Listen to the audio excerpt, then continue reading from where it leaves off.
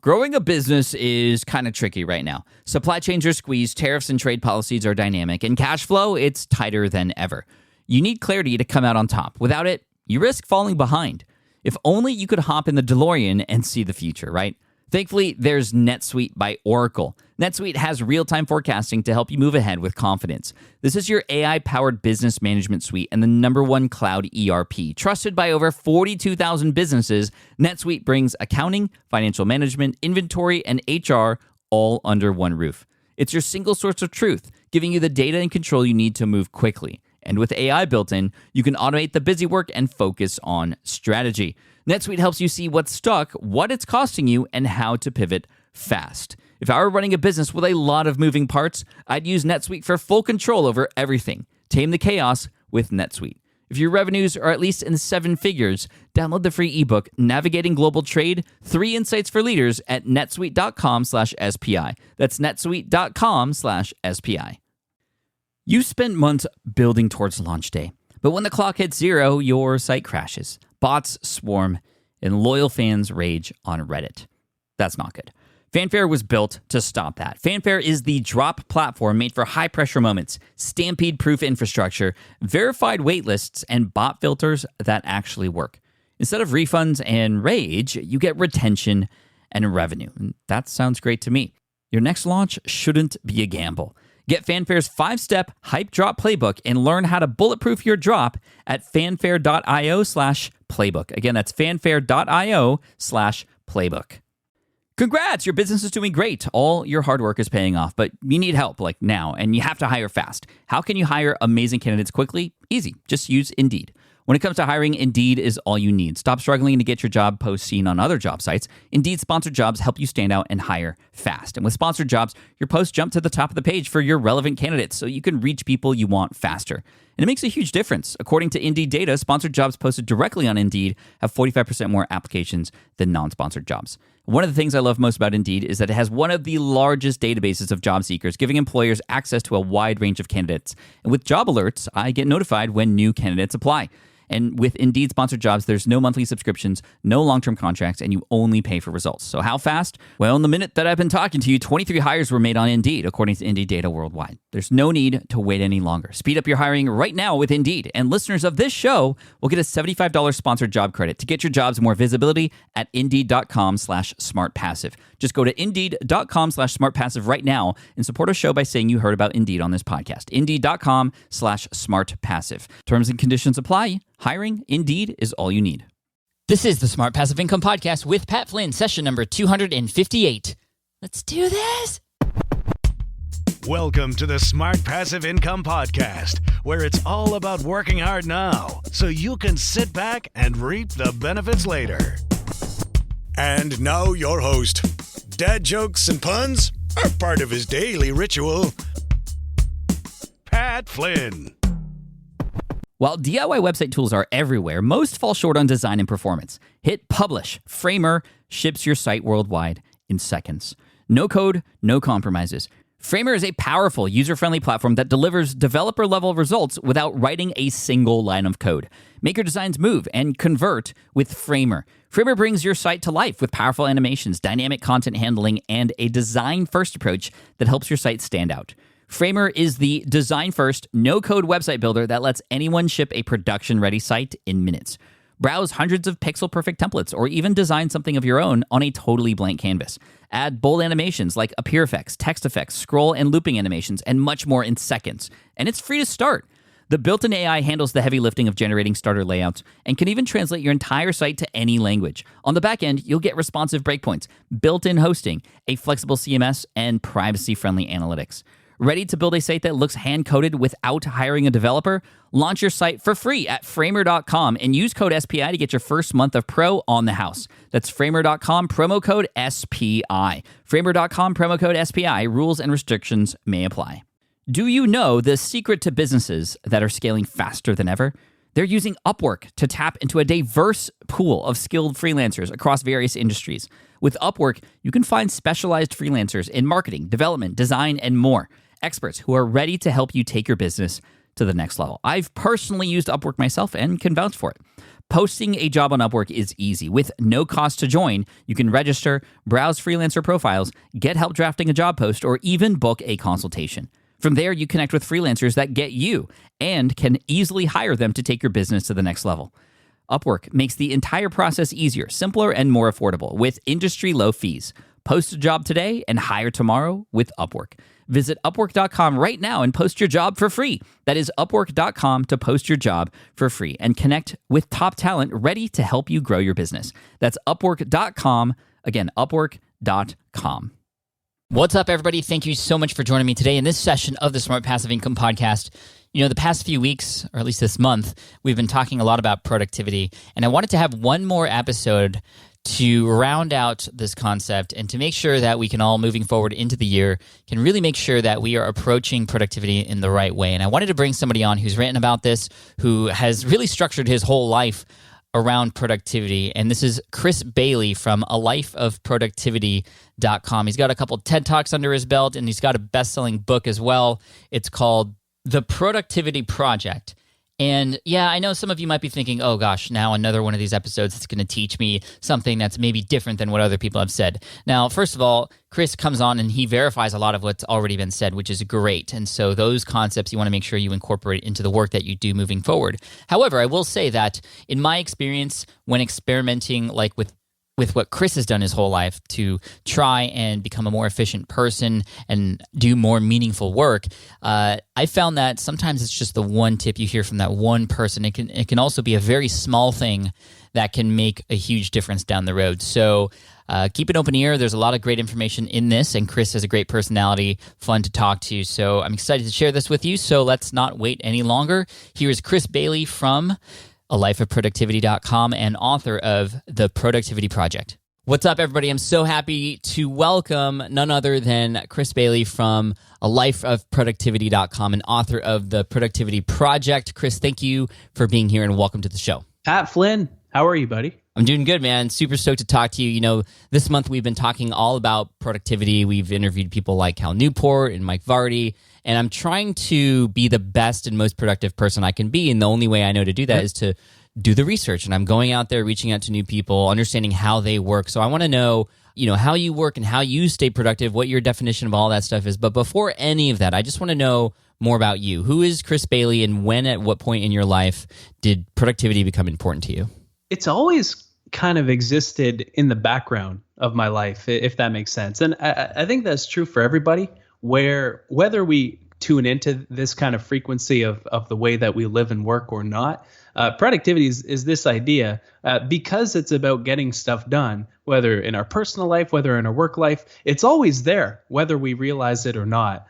And I think it was about a decade ago, probably more by this point in my life, where I started tuning into this frequency and thinking, okay, you know, we all get 24 hours every day, but some of us are able to accomplish a disproportionate amount in those hours. Mm-hmm. And so I started to dig deep into the psychology of productivity, into, you know, these productivity hacks, a lot of which are BS, frankly, because, you know, they're fun to read about, but we don't actually earn the time back we spend reading about them. And that's the thing about a lot of productivity advice is it's one thing to read about it, but you have to make all that time back and then some, or else you're basically just kind of reading or listening to productivity.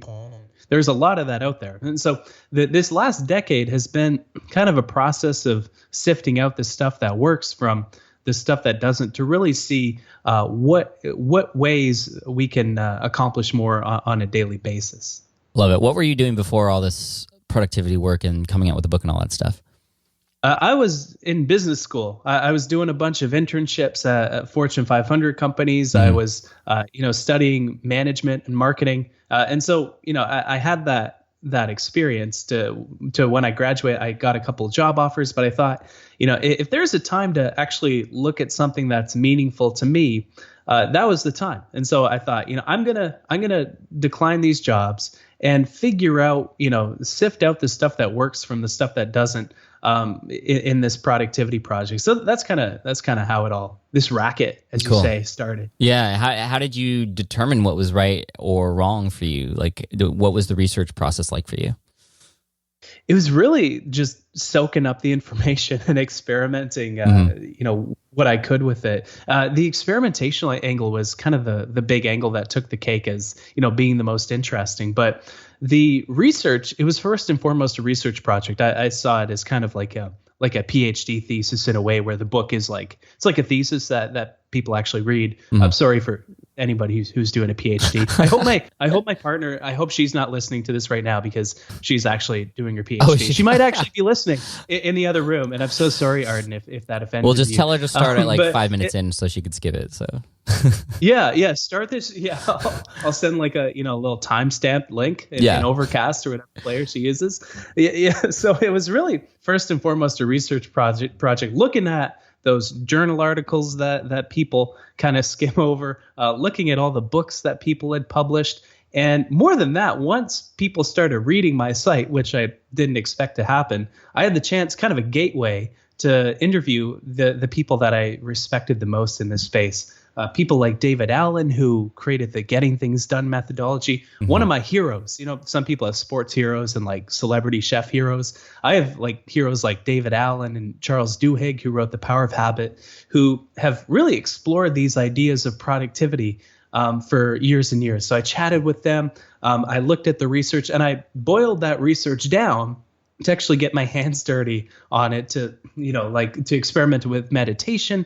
I meditated for 35 hours in a week. There's a lot of research between our wake up time and how productive we are. So I woke up at 5:30 every morning for a few months, worked 90-hour weeks for a month, and experimented with my body fat percentage and how much muscle mass I had to see the impact that physical activity had. And so really that was kind of the sexier part of the project, where to me, if I look at how I spent my time, it was mostly a research project and an interview project. And the experiment was kind of putting all of that into practice. And that's what the book is about, how you've sort of determined what has become the right strategies for yourself?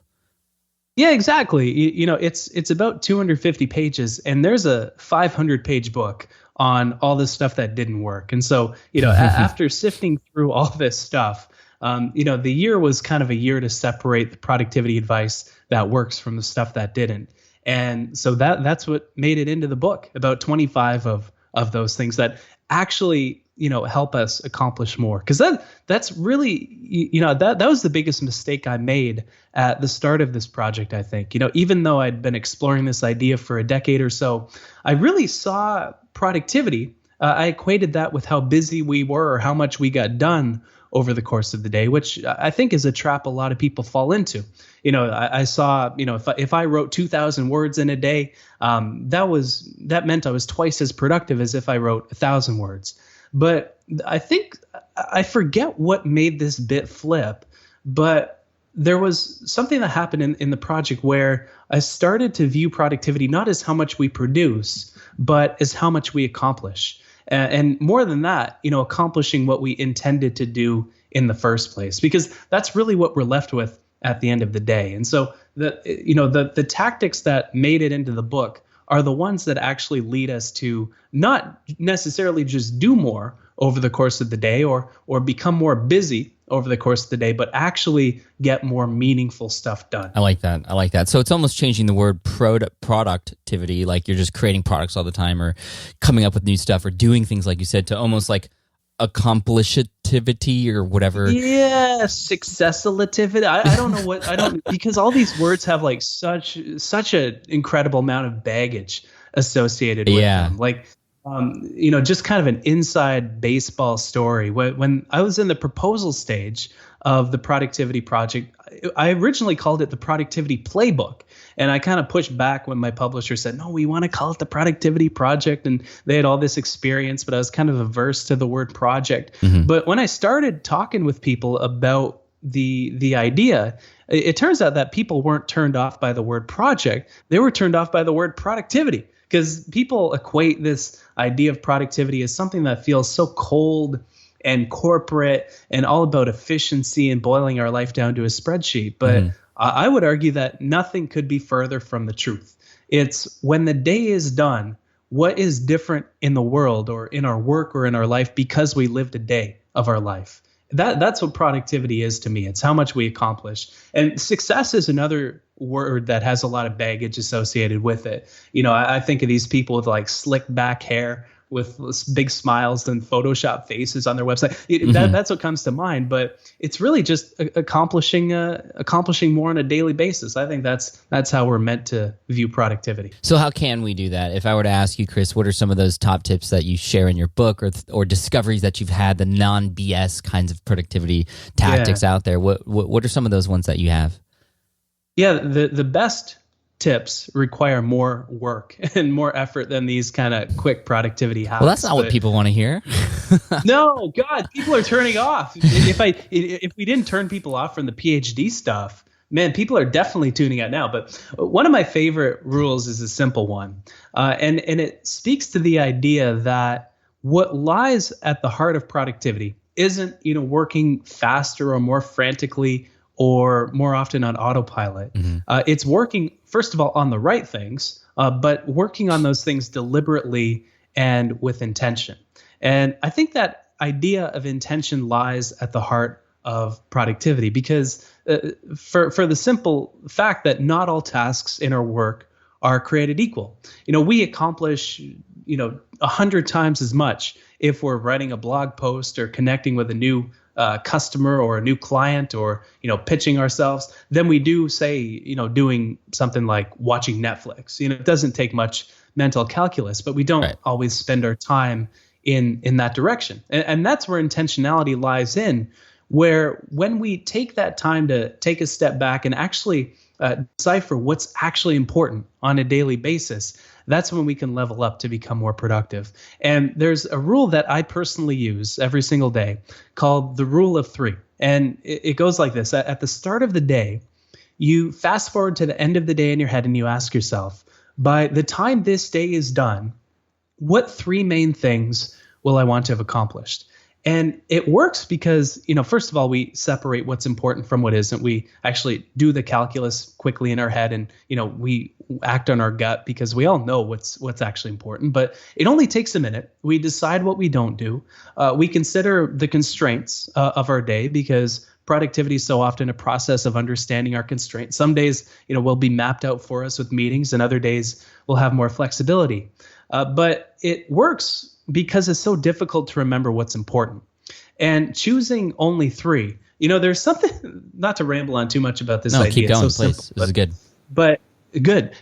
There's something inherent about the way our brains are wired, where we're wired to think in 3s.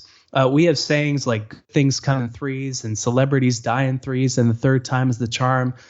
Blood, sweat, and tears, the good, the bad, the ugly. Even a story, which is a sequence of dozens of events, usually that happen one after the other, we divide into 3 parts: the beginning, the middle, and the end. Back to the Future, 1, 2, 3.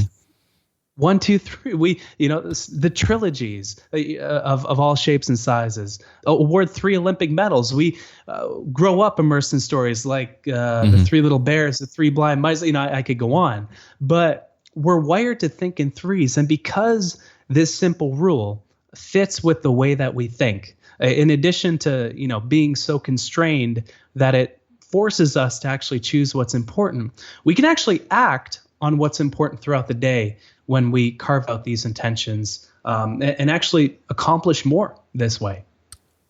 Interesting. I like that, the 3s. And it kind of reminds me of, I use a journal every day called the 5-Minute Journal, and actually when you wake up in the morning, you write down the 3 things that you hope to accomplish during the day, which by far more than any part of that exercise of journaling has been the most helpful. So I absolutely agree with you. And it doesn't necessarily need you to write it down. I think you say even just really quickly, you can just think to yourself when you start your day, kind of make that a habit or a practice. Just what are those 3 things? Now, my question to you is, well, what about the one thing? Some people go into the process of, well, let's just do one thing per day and focus on that. Obviously, you probably know the book, The One Thing, and that sort of stuff. So how does this work together with that? Or is this something, or is this like a different philosophy? I think both have their place. And this is, I think, one of the things that people have to take to heart with productivity advice is it's not what productivity advice is right. It's about what advice is right for you. And so one of the things that I advise in my book, it's not some, 3-step plan or whatever to bolster my speaking and my consulting and my stuff like that. It's really, here's a collection of things that worked for me.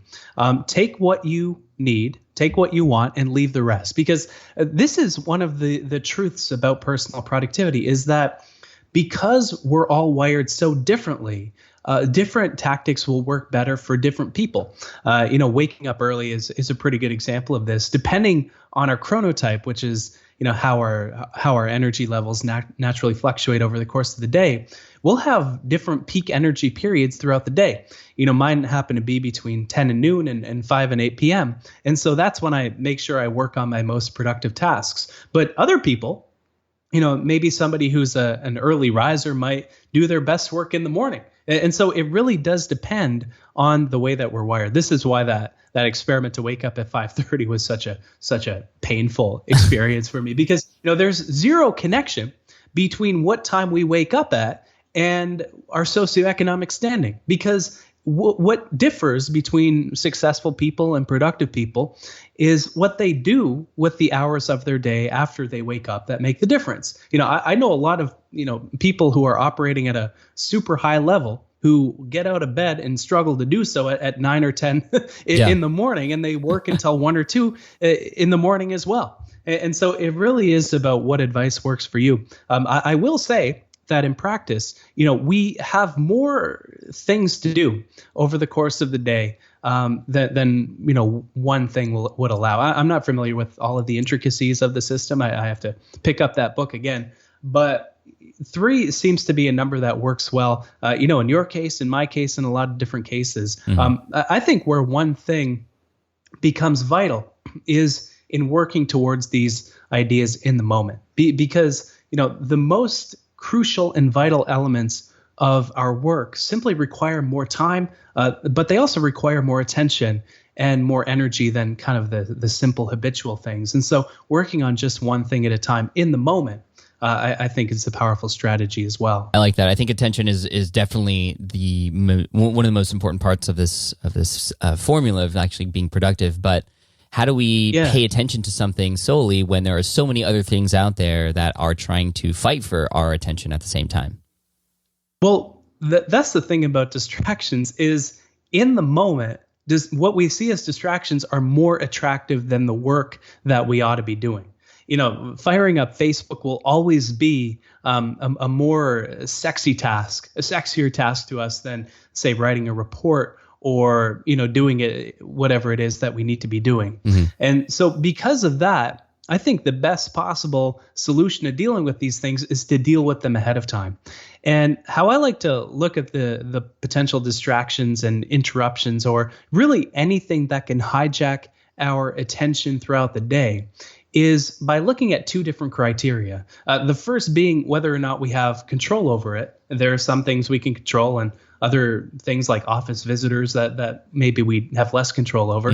And the second thing is whether or not they're annoying, so they're kind of unwelcome, or whether they're fun, and so they're nice kind of reprieves from our work.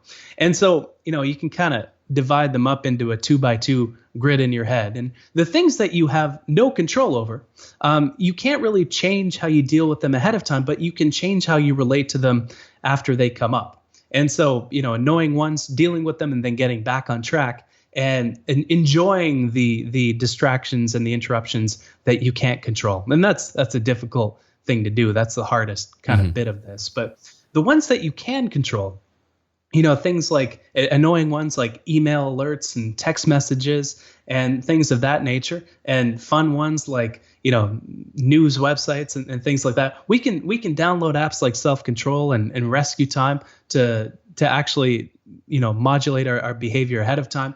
And we can, deal with annoying ones by turning off alerts and interruptions and disconnecting when we do our most vital work. And so I think the answer is to deal with these things ahead of time, simply because of the fact that in the moment, we're going to fall victim to these things. Everybody does. The productivity experts out there, everybody falls victim to distractions because of the fact that they're more interesting than our work in the moment.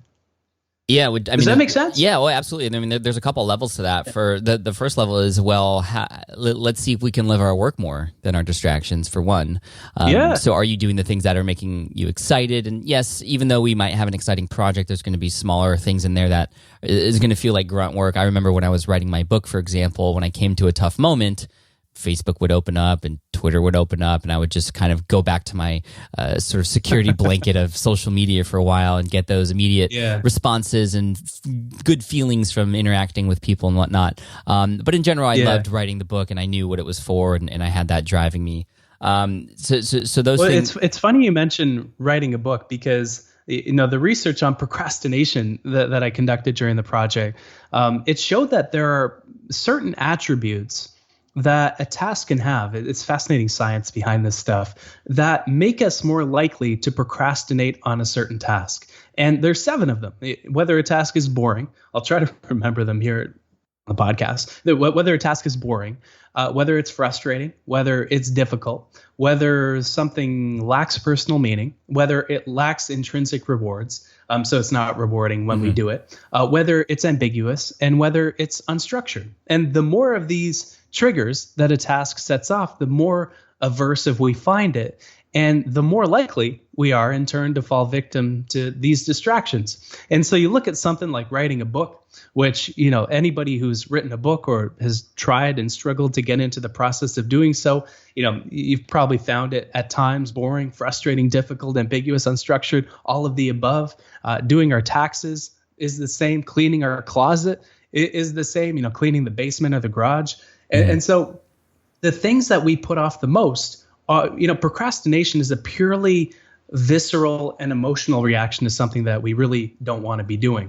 And so something we're procrastinating on sets off most of these triggers. And so disabling the distractions ahead of time becomes all the more important. I wrote, I don't know if you're the same, but I wrote most of my book while I was disconnected from the internet, because the same research that shows that we procrastinate on tasks with these triggers, it shows that we spend 47% of our time on the internet procrastinating. Yeah. And so things quite literally, when we're doing our most aversive work, take twice as long when we're connected to the internet. I think that's such a small tip that can have such a big impact and reward for people, is just turning off the phone for a while when you're working, or turning off notifications, which you have the ability to do on your desktop nowadays. And, a lot of people feel and fear that, the world's going to crash the moment they do that, or they're going to miss out on something. But then you realize, I've been doing this myself.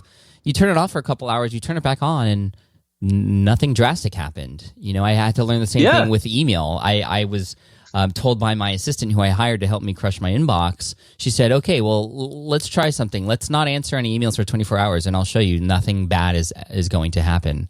Because I was so like, I got to answer quickly and right away. And so when the emails would come in, that's when I would answer. And she's like, no, you can't do that. And no, man, no. No, yeah. And then I realized, it's been 24 hours.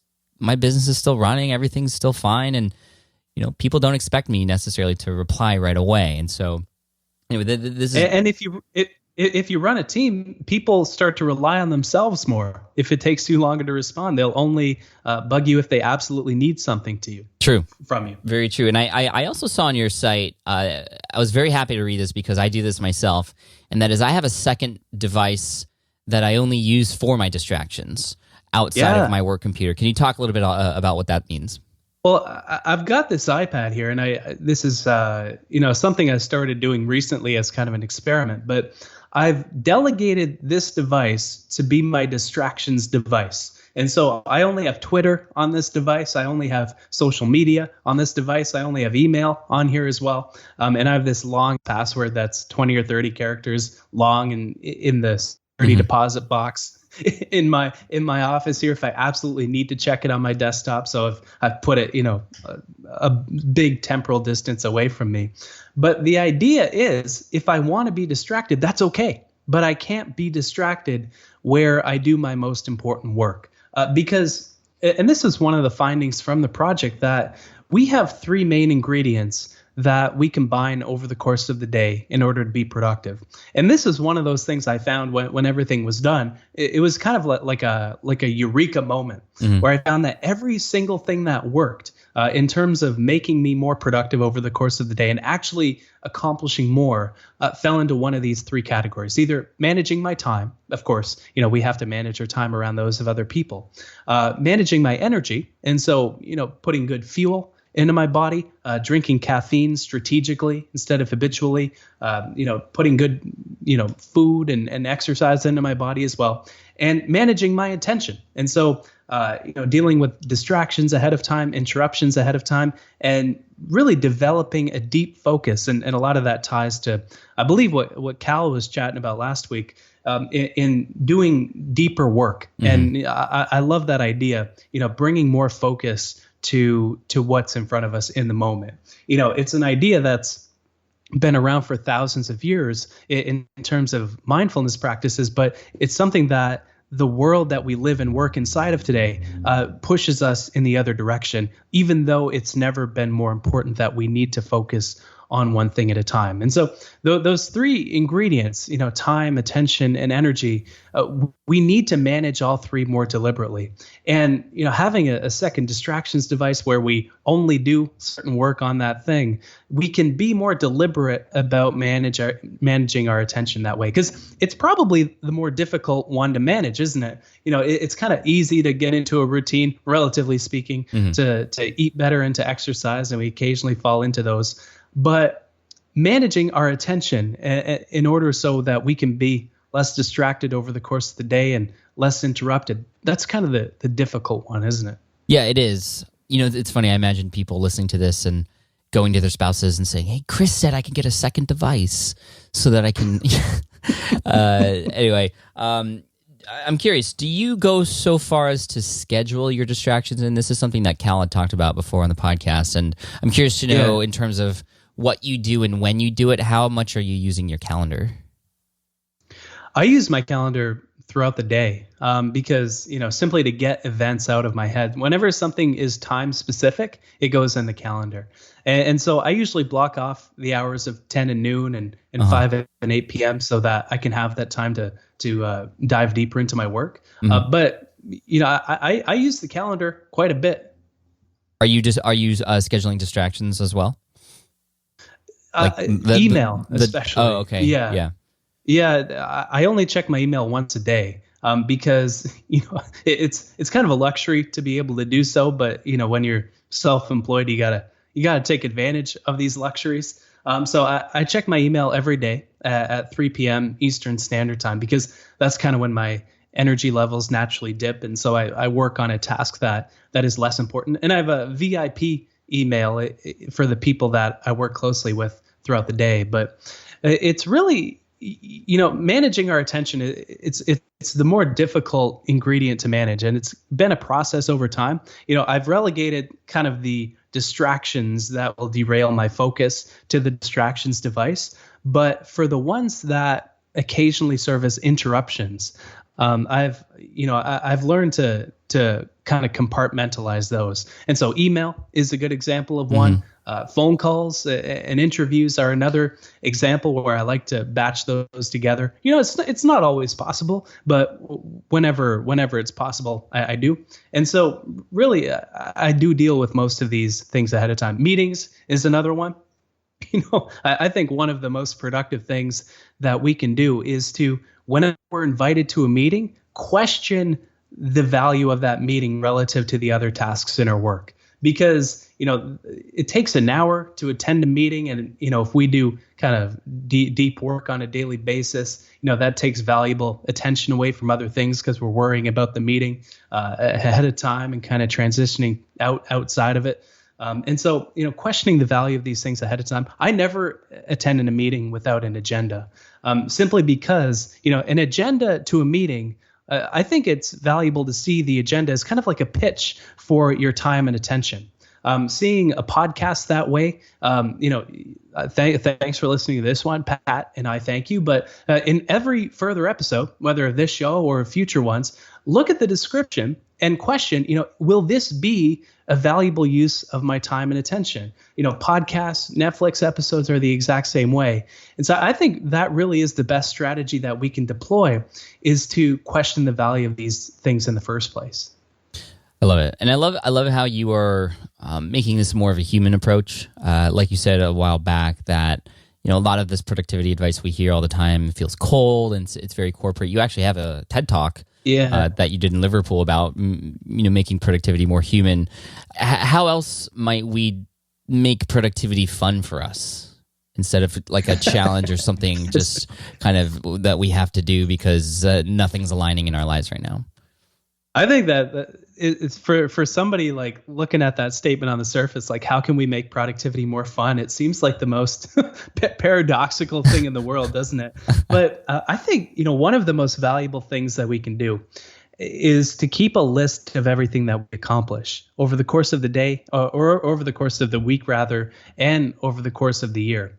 Because, it's the nature of our brain that we remember the things that we've completed less than the things that we have in progress. And so as a consequence of that, we find ourselves worrying of everything that we have on our plate and forgetting all of the accomplishments that our productivity has led to. And this is kind of another paradoxical thing about productivity is the idea that you want to become more productive in a way implies that you're not entirely satisfied with where you're at already. And it was a tough thing to rectify in the project because, it's kind of a holy crap moment where I thought like, why don't I just kind of be nice to myself in the process instead of just pushing myself like a robot to get more done. And an accomplishments list is a fantastic way to do that. And, I recommend keeping one, look back from January all the way through today at the things you've accomplished so far, and then keep that list running through the rest of the year. So anniversaries you've had with your partner. I was going to say partners. Maybe you're in that situation where you have multiple partners. Maybe it's an anniversary of like your business partners and your business that you started. So maybe that's what you meant. That's exactly what I meant. That's exactly what I meant. Not your three wives. Put anniversaries on there. Certain work accomplishments that you've had, big milestones, so that you can look back on this list at the end of the week, if you keep a weekly one, at the end of the year, or occasionally at this yearly accomplishments list, and really pat yourself on the back. And this is, I think, one of the best attitudes that we can have as it relates to our productivity is to never truly be satisfied with where we're at. So to always strive to accomplish more, which is healthy, but only when we invest in our happiness along the way. And so I love your journaling practice. It's something that I do as well. Every morning, think, what three things do I want to accomplish today? Every night, think, okay, what three things was I grateful for today that happened? I do this with Arden as we're falling asleep. Every night we think, okay, what three things are we grateful for in the world, in our lives, in each other? And, a lot of research has been conducted that this really does train our brain to look for patterns of positivity around us, because so much of our work trains us to look for the negatives. We get rewarded in work for looking at problems and putting out fires and solving difficult tasks, especially when we're leading a team of other people to do so. And I think that becomes critical. Recalling things we're grateful for, journaling about positive experiences we've had, keeping accomplishments lists of everything that our productivity leads to, working with more intention and actually slowing down. Slowing down, I think, is one of them. It's kind of paradoxical because we think of productivity as doing more and more, faster. But I don't think that's true when we do work with our brains rather than with our bodies. When we did kind of work in the factory on an assembly line with our hands, that might have been true. The harder and the faster we worked, the more widgets we produced in the same amount of time. But today, when we have these other ingredients like our attention, which is so vital, like our energy, which is so vital, actually taking time to slow down, work with more intention, whether every moment or in general, kind of quiet things down a bit by disabling the distractions that we have control over, setting these intentions for the day, thinking about what's important before we start working. It's a more human way of looking at productivity. And it actually fits with the way that our brains work, where when we're kinder to ourselves, we become happier and we can become more productive at the same time. Love it. Love it. Chris, thank you for that. There's one more question I want to ask. We've been talking a lot about productivity this month. It was sort of the theme of the month here on the blog and on the podcast. So I think people, they understand that they, have to be productive. They have to understand what their next thing is and make sure that they're getting the results from the work that they're putting in and being smart about where they're putting their time. But,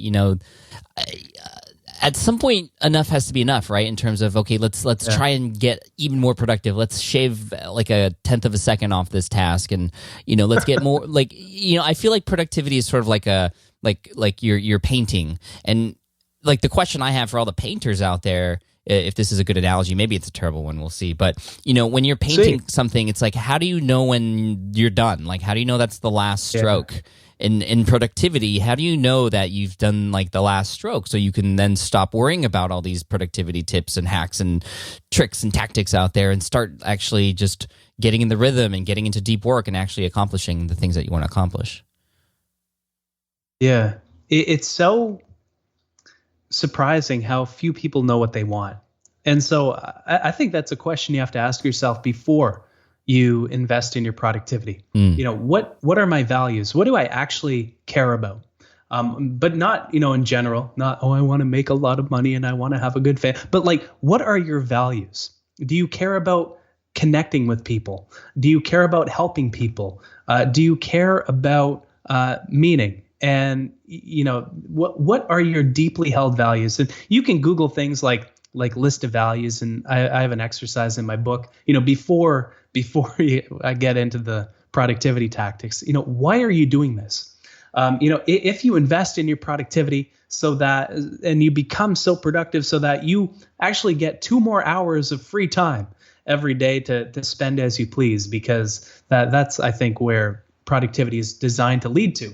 That's how I see it fitting into my life is productivity exists so that we can carve out more time for what's actually meaningful to us. Because if you look at how the average American spends their time, we spend a third of our day working, we spend a third of our day sleeping. Once we account for the household chores and eating and keeping up with social commitments, we only have so much time left at the end of the day. So if you had 2 hours of free time every day to spend as you please, how would you spend that time?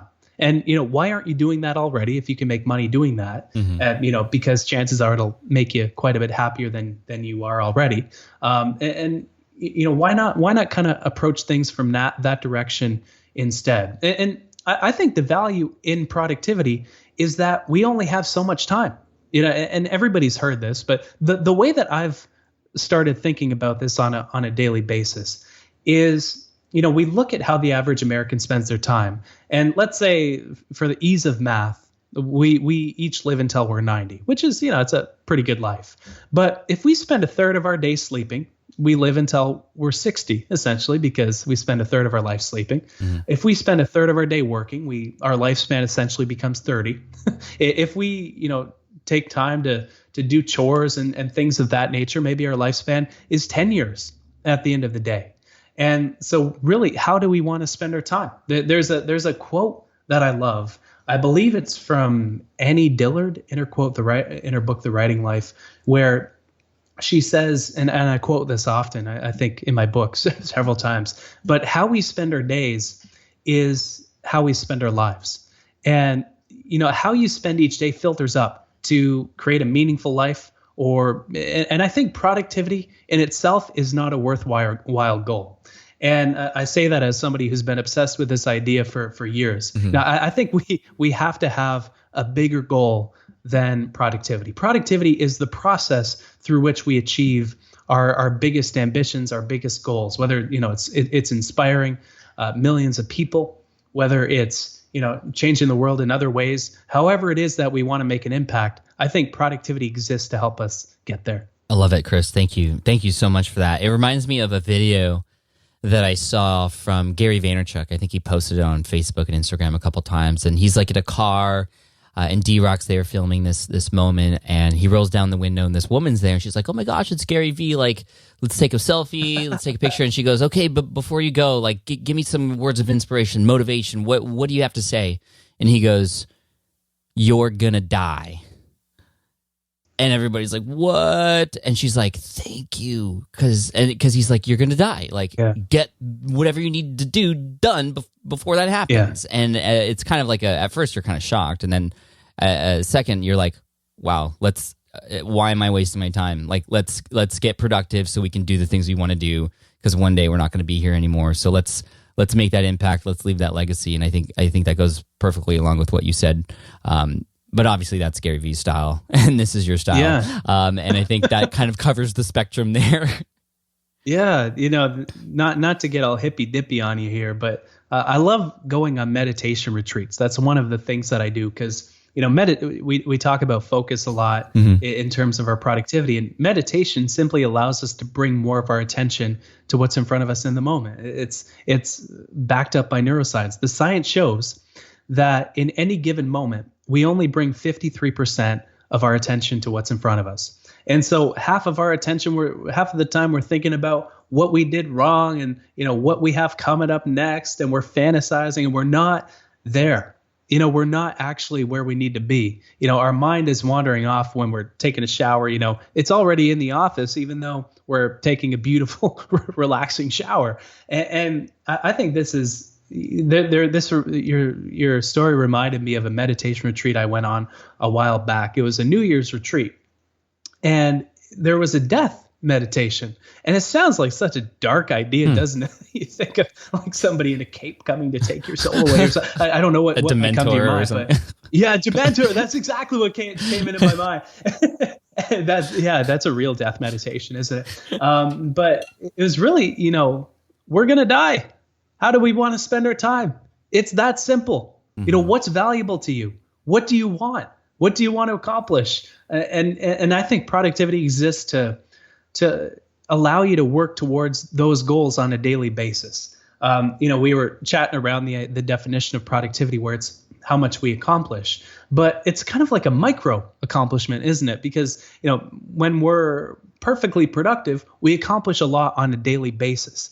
And what that does is it filters into these weekly goals that we have, and the monthly goals, and the yearly goals, and the overall goals that we set for ourselves. It's one thing to set a New Year's resolution, which you may have already broken, to like lose 10 or 15 pounds. But it's on a daily basis and on a moment by moment basis that we actually act towards what's important and what's valuable to us. And I think that's where productivity lies, is we all know what we want. Some of us more than others. We're all kind of equally lost in that regard, maybe. But how we act towards it on a daily basis. And I think that comes down to the intentions that we set, how well we focus in the moment, and how productive we are. Perfect way to end the show, Chris. Thank you so much for that, and for being here and spending time with us today. Where can people find your book and more information from you? It's available wherever books are sold. Go into a bookstore, it's there. It's on Audible. We did a fun audio edition. If you happen to speak another language, it's being translated into a number of fun languages around the world. Nice. Congrats. And yeah, thank you. It's wild, because right now it's this is going to sound like the largest humble brag in the world, but it's kind of how my days are comprised right now. But it's a bestseller in Taiwan and Korea right now.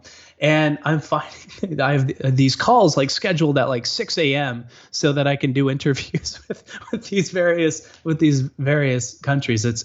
I'm exhausted, and I probably need to manage my energy a bit better, but I'm having a blast. And so, it's available wherever you can find books. My website is alifeofproductivity.com. And I write a weekly column on there. And that's where I'm also on Twitter. When I'm on that distractions device, at Wiggle Chicken is my Twitter username. Wiggle because Chicken. It's very Wiggle Chicken. Tell me because about I'm that a professional. I'm a professional productivity expert, and so what other username would I choose? Now, I think it was. Do you remember Neopets? Did you ever participate in Neopets? Were they sort of like digital pets that you could feed and raise and? Yeah, it's like neopets.com. I played this site like way like a decade ago, maybe 15 years ago. But I think the name of my first Neopet was Wiggle Chicken. And so before any of this productivity stuff happened, I got that username because I was an early adopter to Twitter. And now I like do productivity stuff, and I don't want to give it up for some reason. So I'm at Wiggle Chicken, but my professional one is at ALO Productivity, where you can find my posts and stuff like that. Nice. I had a Digimon, which was like a keychain version of that. Man. Yeah, those were great. But I think they went around your belt or something. Yeah. I think I killed my first few, and then I stopped because I wasn't good at it or whatever. And now you have a family. Yeah, so and there's everybody's healthy and happy, so I'm good. Oh, good. I'd rather That's have it be good. that way than the other way around. So, yeah, man, Chris, this was a lot of fun. Thank you for coming on. I appreciate you, and all the best. Thanks, man. Thanks for having me. All right, I hope you enjoyed that episode with Chris Bailey, again from alifeofproductivity.com. You can get all the links and the resources mentioned in this episode at smartpassiveincome.com/session 258. And one final message from me related to productivity, just don't forget your why. Why are you doing all this work? Why is this even something that's important to you? And the reason why I want you to think about that is because when you're so deep into your work, when you get into the trenches, when you are in the tools and you're in the software and you're talking to people and you're trying to grow and scale and make things work, it can be very, very easy to forget why you're doing what you're doing. And if you forget why you're doing what you're doing, you're going to not want to do it anymore. You need your why in order to move forward and break through those barriers that are going to try and hold you back. And so just keep that in mind as you move forward. For me, my why is very easy to find because it's you guys. I see it in not only the numbers and the ratings and the reviews, and thank you for that, by the way, but I also have handwritten notes that I look at every single day before I work or whenever I get into a weird moment in my productivity and I just don't want to do anything. I look behind me. For those of you who have seen my office tour, SPI TV episode number 2, I give you a little tour of my home office. We'll put a link in the show notes for that as well.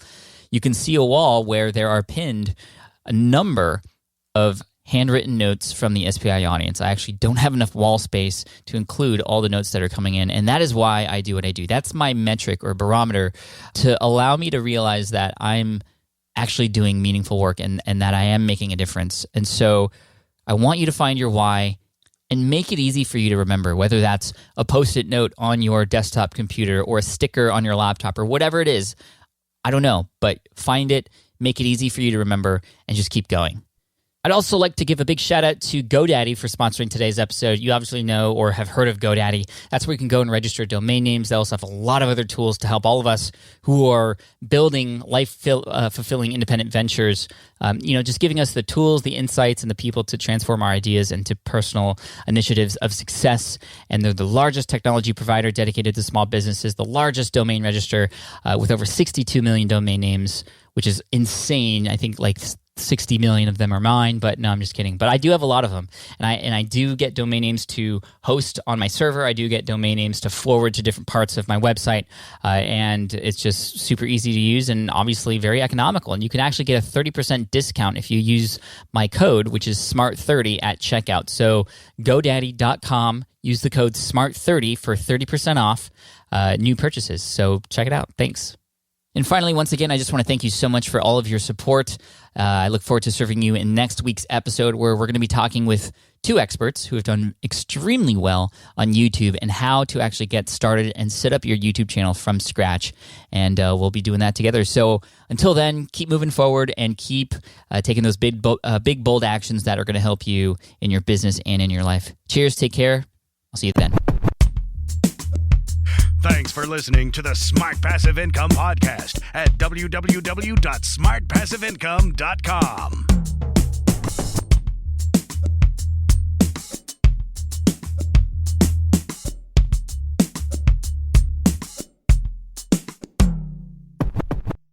Hey, fellow podcaster, does this sound like something you've experienced? Record your podcast episode on one platform, download the files, edit in another app, then fire up a different tool just to create these social clips. Well, it can be clunky, time-consuming, and frankly overwhelming, especially for creators trying to grow. And that's why I'm excited to tell you about Riverside. Riverside is the all-in-one platform. Record, edit, and repurpose your podcast content all in one place. You just log in, record with your guests no matter where you are in the world, and just like that, studio-quality audio and high-resolution video. We use Riverside here at SPI as well now. With built-in AI, I can automatically clean up my audio, saving myself so much editing time, and it can even auto-generate clips to make promoting the show a breeze. And with Magic Clips, I can grab the best moments and repurpose them as short-form video, perfect for YouTube Shorts, TikTok, or Instagram, without re-recording a thing. So if you're tired of juggling tools and want a faster, simpler way to create and scale your content, it's time to try Riverside, built by creators for creators. Just go to smartpassiveincome.com/Riverside and use code SMART to get 1 month free on the Pro plan. That's smartpassiveincome.com/Riverside, promo code SMART. Look, I get it. You want to grow your business, but trying to sell to hundreds or even thousands of people gets very exhausting very fast. But what if you could sell at scale with a simple, powerful quiz? Score App helps you sell to more people without adding more to your plate. You build a quiz or assessment that your audience actually wants to take. Then they answer a few quick questions and get a personalized result right away. It shows them where they're at and what they need to do next and how you can help. And you build huge amounts of trust before you make even a single offer. No hard sell, no chasing leads, just value at scale. Get 50% off the first 3 months using the discount code SPI. All you have to do is just head to scoreapp.com/SPI. Again, that's scoreapp.com/SPI.